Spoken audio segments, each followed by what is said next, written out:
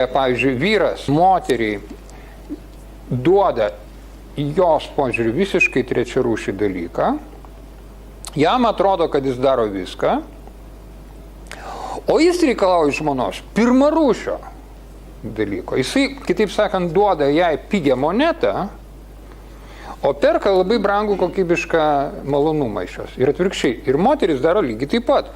Jos vykdo pačią silpniausią pareigą, o reikalauja iš vyro pačios svarbiausios, pačios brangiausios. Ir tokiu būdu gaunasi žirklio efektas. Jie viens kitą, reiškia, bando pigiai pirkti, o reikalauja labai daug. Mažai duoda ir reikalauja labai daug. Tai jeigu tas vyksta ilgą laiką, tai veda į didelį įtampą. Ir galiausiai vieną dieną tai gali nutrūkti. Tiesiog persipildo taurę ir, reiškia,